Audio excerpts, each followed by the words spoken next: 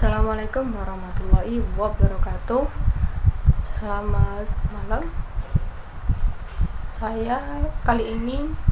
Kami dari kelompok 2 yang beranggotakan saya Robiah Nuruldia serta Satria Khairun Ni'am dan Sabrina akan mempresentasikan materi tentang tafsir dakwah yang berjudulkan kewajiban berdakwah atau pendakwah. Yang pertama ada dakwah wajib individual atau perorangan. Di dalamnya ada surah Quran Ali Imran ayat 110, Al-Quran surah Al-Mudaththir ayat 1-2, dan Quran surah Al-Hijr ayat 94. كنتم خير أمة أخرجت للناس تأمرون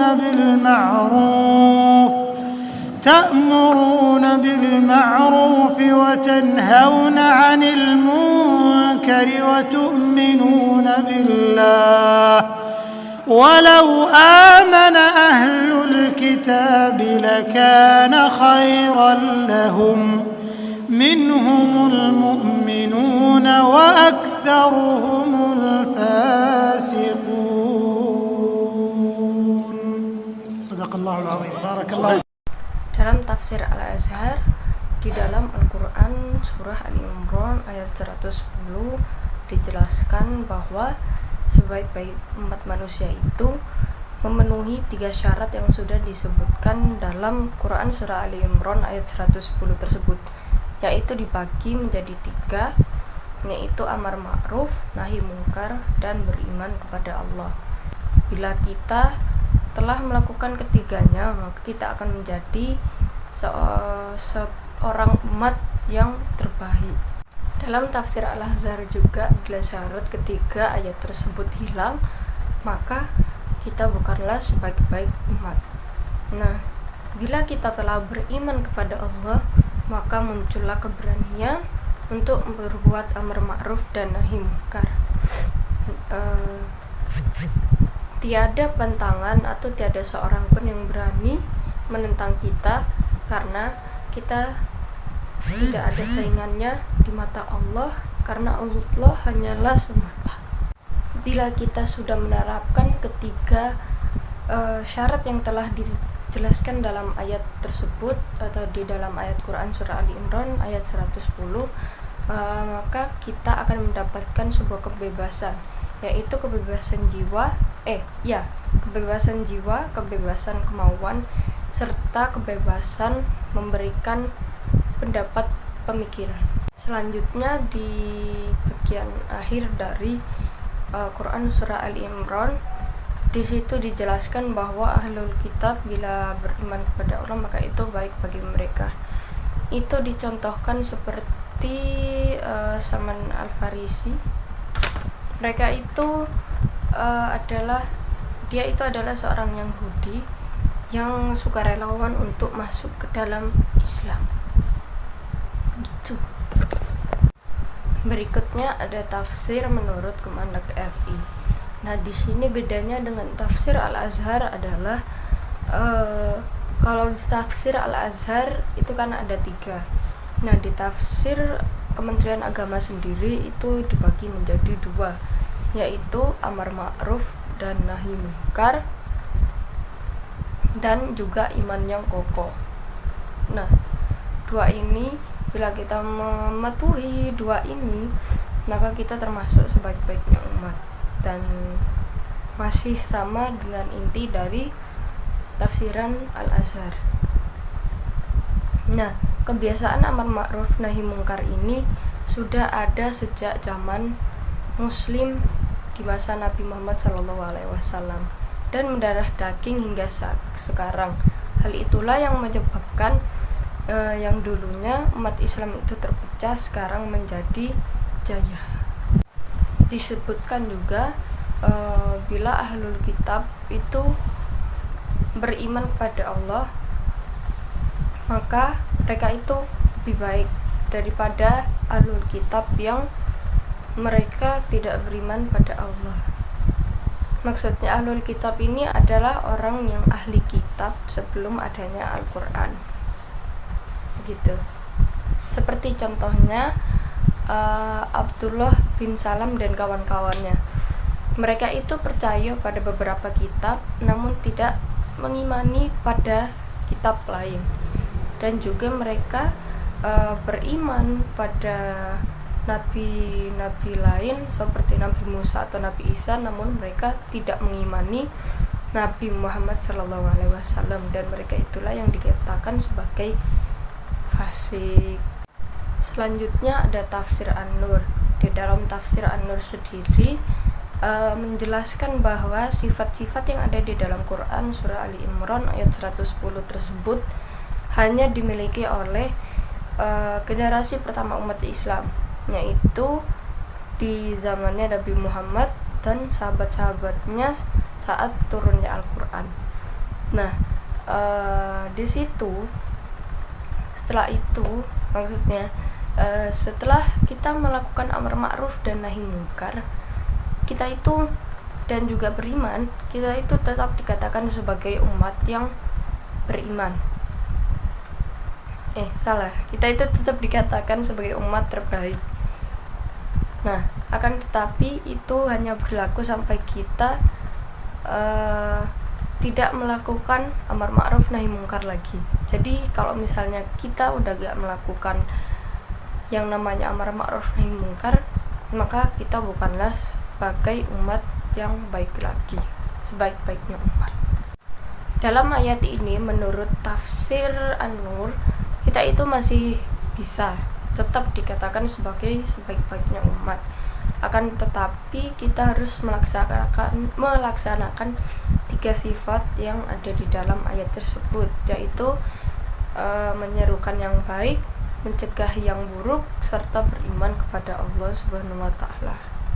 Amar ma'ruf nahi munkar sendiri juga merupakan benteng dari iman. Hal itu dijelaskan pada Quran surah Ali Imran ayat 110 bagian walau amana ahlul kitab bila kana khairul lahum. Seandainya ahlul kitab beriman, tentulah hal itu sangat baik bagi mereka. Itu artinya jika kita beriman, maka kita akan mampu melaksanakan mana yang baik dan mana yang buruk. Bila kita tidak beriman, maka kita tidak akan bisa melaksanakan mana yang baik dan juga mana yang buruk. Makanya antara amar ma'ruf nahi munkar dan juga iman itu saling berkesinambungan. Di dalam tafsir An-Nur sendiri juga dipertegas kembali dalam cerita Abdullah bin Salam dan juga kawan-kawannya yang beriman kepada Allah Subhanahu wa taala, akan tetapi mereka itu mungkar terhadap ajarannya alias kafir.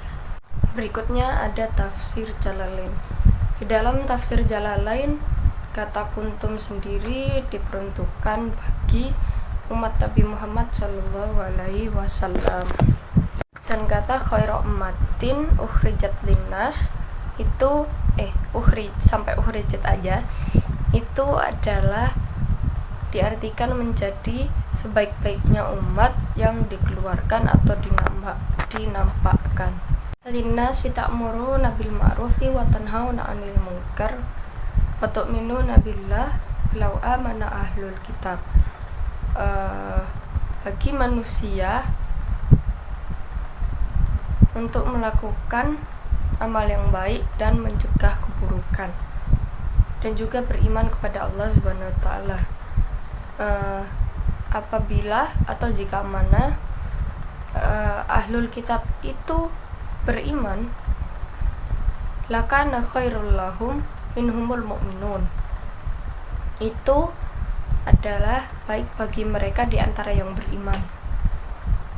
Wa aktsarahumul fasikun, maka banyak di antara mereka itu fasik.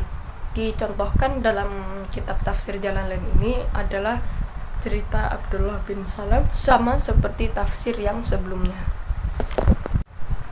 Habib Taufik bin Abdul Qadir bin Husain Asghaf menjelaskan dalam YouTube-nya bahwa sebenarnya umat Yahudi seperti Abdullah bin Salam dan kawan-kawannya ini sebenarnya telah mengamalkan amar ma'ruf nahi munkar, namun mereka tidak ingin beriman.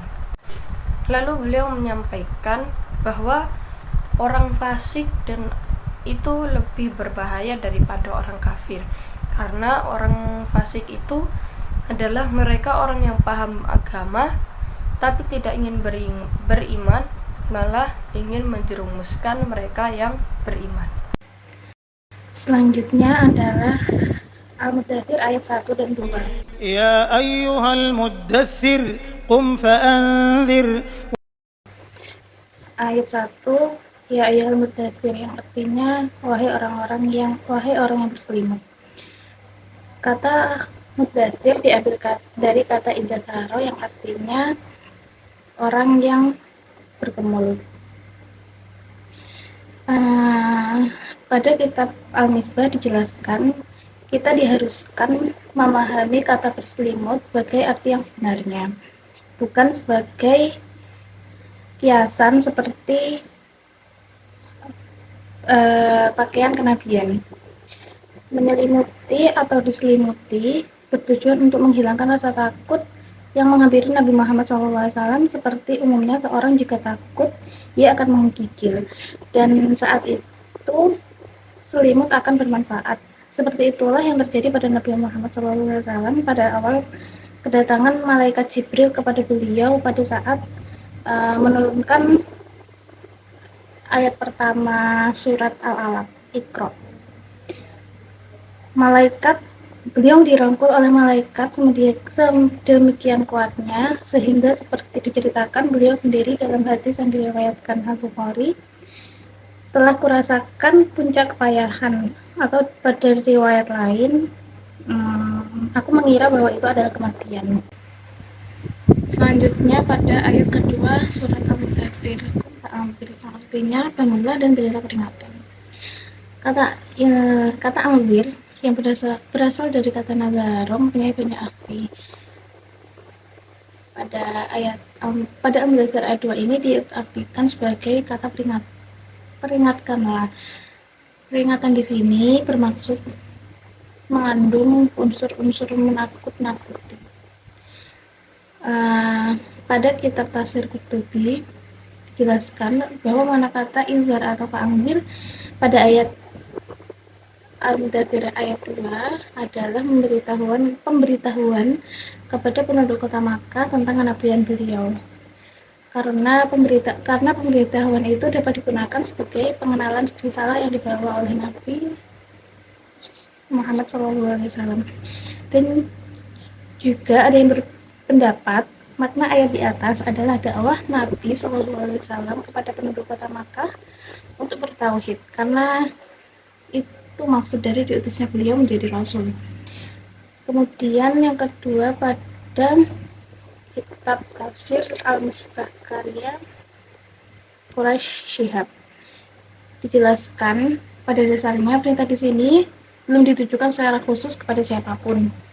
Yang terpenting adalah Nabi memberi peringatan kepada siapa saja itu dikembalikan kepada beliau. Hal ini sama dengan perintah makan dan minum, baik yang ditemukan dalam Al-Quran maupun ucapan seseorang yang mempersilahkan tamunya untuk makan dan minum. Jadi masih secara global, belum khususnya. Dan pendapat ini yang banyak ditabani oleh para ulama. Kesimpulan dari dua ayat di atas adalah tugas dakwah telah sampai kepada Nabi Muhammad, maka diwajibkan atas kita juga untuk berdakwah. Sangat penting seorang muslim menyebarkan kebenaran dan membimbing orang lain ke jalan yang lurus. Dakwah bukan hanya kewajiban Nabi Muhammad, tapi setiap manusia, setiap individu yang beragama Islam, kita wajib menyampaikan pesan-pesan agama. Berikutnya ada Quran surah Al-Hijr ayat 94. فاصدع بما تؤمر وأعرض عن المشركين. Ayat ini menerangkan bahwa Nabi Muhammad SAW diperintahkan untuk berdakwah secara terang-terangan. Di dalam tafsir Al-Azhar itu ditafsirkan, sebab itu jalanlah kamu dengan apa yang telah diperintahkan pada engkau. Maksudnya di sini, teruslah engkau berjalan wahai Nabi Muhammad tanpa peduli apa yang ada di depanmu, atau tanpa peduli apa tantangan atau rintangan yang ada di depanmu, dan berpalinglah terhadap orang musyrikin. Maksud berpaling dari orang musyrikin ini karena orang musyrikin itu ketika mereka sudah diberitahu ajaran yang benar atau ajaran yang diberikan oleh Allah kepada Nabi Muhammad, mereka itu tetap tidak mau untuk mengikutinya. Maka dari itu Allah mengatakan kepada Nabi Muhammad untuk jangan peduli terhadap mereka, para kaum musyrikin yang tidak ingin mengikuti Nabi Muhammad SAW. Selanjutnya dalam Quran tafsir An-Nur. Nah, di sini diartikan sebagai siarkanlah dengan terang-terangan apa yang diperintahkan kepadamu untuk menyiarkannya, dan berpalinglah dari orang yang musyrik. Maksudnya di sini adalah syiarkanlah tentang ajaran Allah secara terang-terangan dan tantanglah kepada orang musyrik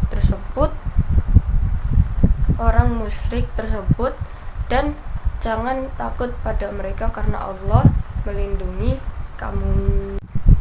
Dalam tafsir Kemenak RI diartikan juga, maka sampaikanlah wahai Muhammad secara terang-terangan segala apa yang diperintahkan kepadamu dan berpalinglah dari orang musyrik.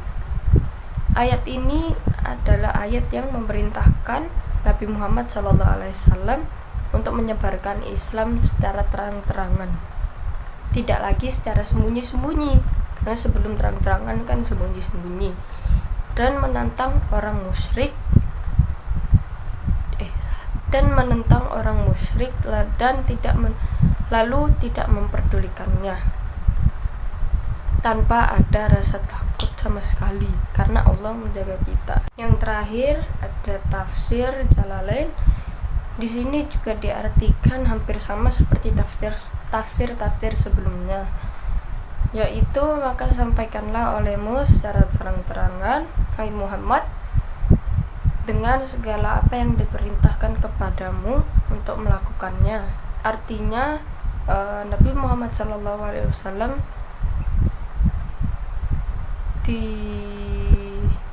disuruh untuk menyampaikan secara terang-terangan dan melaksanakan secara rutin apa yang telah diperintahkan oleh Allah, lalu berpaling dari orang-orang musyrik yang ingin menghalangi jalan berdakwah Nabi Muhammad SAW.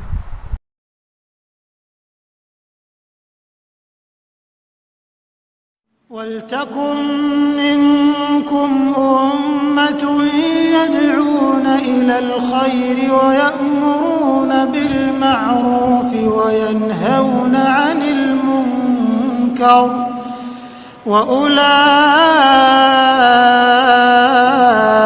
هم المفلحون.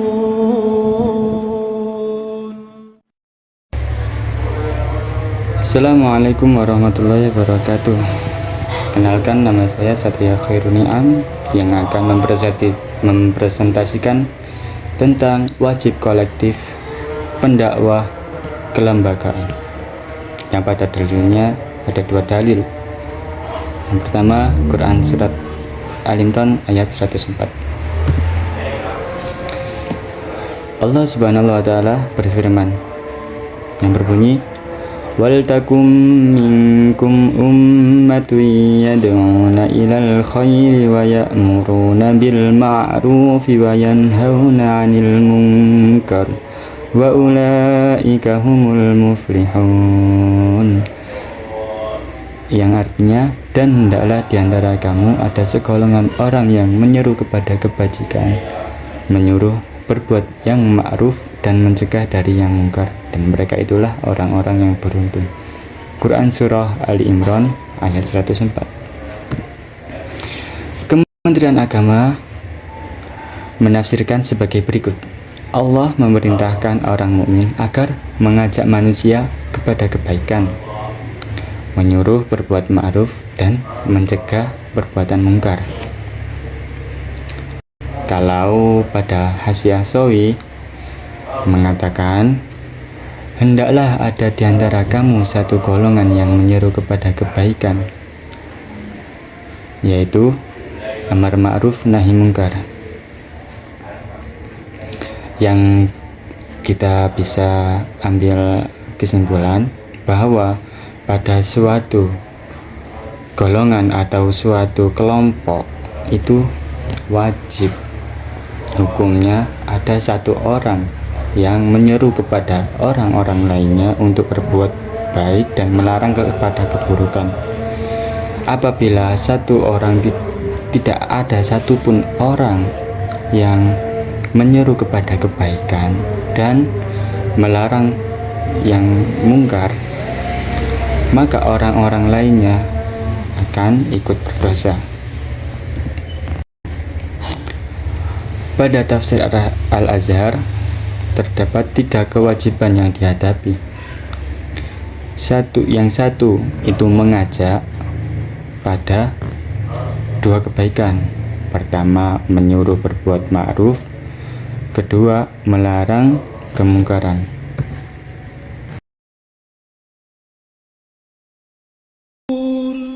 وما كان المؤمنون لينفروا كافة فلولا نفر من كل فرقة منهم طائفة ليتفقهوا في الدين ولينذروا قومهم إذا رجعوا إليهم لعلهم يحذرون. Pada surat At-Taubah ayat 122 ini terdapat asbabun nuzulnya ya. Ada 2 pendapat mengenai asbabun nuzul surat At-Taubah. Pertama, kata Ibnu Katsir, ayat ini turun berkenaan dengan keberangkatan semua kabilah bersama Rasulullah ke perang Tabuk. Allah menjelaskan apa yang dikehendakinya dalam ayat ini. Kedua, sebagaimana pendapat Mujahid, asbabun nuzul ayat ini berkenaan sejumlah orang dari kalangan sahabat Nabi Sallallahu Alaihi Wasallam yang pergi ke daerah pedalaman, lalu mereka memperoleh kebajikan dari para penduduknya dan memperoleh manfaat dari kesuburan daerah itu. Mereka berdakwah kepada orang yang mereka jumpai, namun ada yang mengatakan, tiada yang kami lihat melainkan kalian telah meninggalkan teman kalian Rasulullah SAW dan kalian datang kepada kami. Mendengar komentar itu, mereka merasa berdosa. Kemudian mereka semua meninggalkan pedalaman dan menghadap Rasulullah. Maka Allah menurunkan ayat ini, yaitu ayat At-Taubah 122 ini.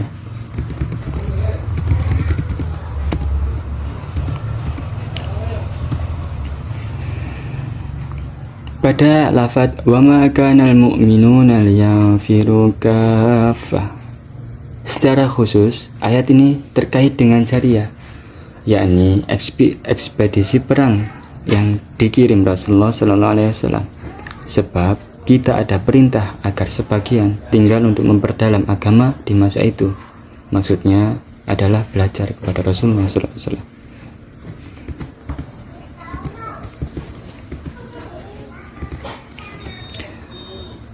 Ad-Dahlak menjelaskan jika perang itu adalah ghazwah, Rasulullah ikut dalam peperangan, maka beliau tidak mengizinkan seorang pun dari kalangan kaum muslim laki-laki untuk tidak ikut berangkat, kecuali orang-orang yang berhalangan atau ada udzur syar'i. Pada saat demikian, mereka yang berjihad itulah yang belajar agama dan akan mengajarkan kepada kaumnya, karena mereka berperang bersama Rasulullah SAW dan mendapat tarbiyah dari beliau. Ini pula pendapat yang dipilih Sayyid Qutb dalam tafsir Fi Ziyadil Quran. Jadi dapat kita ambil kesimpulan bahwa belajar memperdalam agama itu juga mendapatkan pahala yang sama dengan orang-orang yang berjihad di jalan peperangan.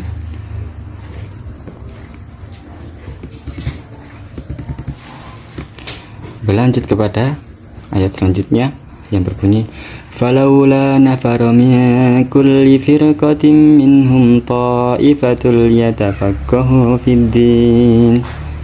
Dan ini sebuah hukum bahwa betapa pentingnya untuk menuntut ilmu secara khusus adalah ilmu agama, tafaqquh fid din. Apabila terjadi peperangan atau jihad yang statusnya fardu kifayah, maka tidak sepatutnya semua orang pergi ke medan perang. Lebih wajib tafaqquh fid din, itu adalah sebuah kewajiban bagi seluruh umat manusia yang berakal. Ayat ini juga mengisyaratkan tiap golongan atau kabilah harus memiliki wakil yang belajar ilmu. Maka mereka yang belajar mengatakan sesungguhnya Allah telah menurunkan ayat ini, Al-Quran, kepada kami. Sesungguhnya Allah telah menurunkan ayat-ayat Al-Quran kepada Rasulullah dan telah kami pelajari. Maka mereka mengajari hal tersebut. Liyatafaqahu fid din maknanya agar mereka mempelajari apa yang diturunkan Allah kepada nabinya. Tulis Ibnu Katsir dalam tafsir Al-Quran Al-Azim. Selanjutnya mereka akan mengajarkannya pada syariah apabila telah kembali kepada mereka. Lanjut kepada lafaz selanjutnya. Waliyunziru qaumahum idza raja'u ilaihim la'allahum yahzarun. Dan untuk memberi peringatan kepada kaumnya apabila mereka telah kembali kepadanya, supaya mereka itu dapat menjaga dirinya. Jadi ini adalah misi orang-orang yang tafaqquh fid din tadi, yaitu untuk apa? Mereka yang sudah mempelajari agamanya dan telah melihat orang-orang lainnya telah berpulang dari peperangan, untuk mereka memberikan tarbiyah, memberikan pelajaran kepada umat yang lain tentang pemahaman dia, apa yang telah dia pelajari tersebut, agar ilmu terus tetap terjaga. Dan ayat ini juga memberikan sebuah peringatan kepada kita semua agar bisa menjaga diri. Menjaga diri dari siapa? Dari orang-orang yang menghancurkan agama dengan membunuh para orang yang memiliki ilmu atau yang lainnya.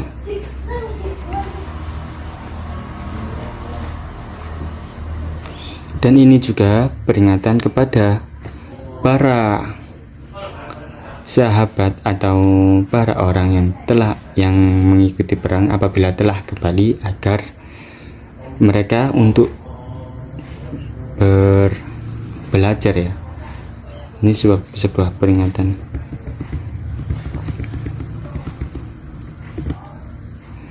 Dalam ayat ini ada kandungan penting yang bisa saya simpulkan.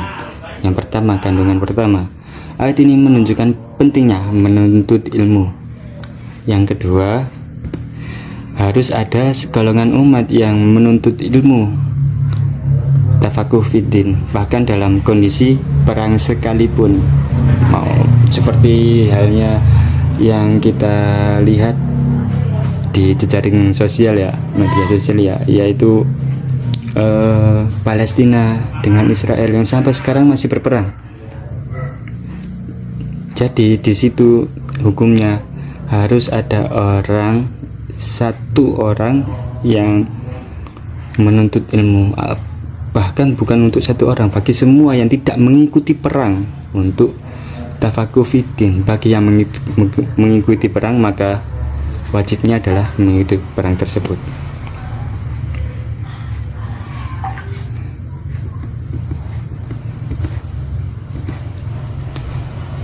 Demikian yang dapat saya sampaikan. Apabila ada salah kata, mohon untuk dimaklumi. Dan saya ucapkan terima kasih bagi para pendengar yang berbahagia. Assalamualaikum warahmatullahi wabarakatuh.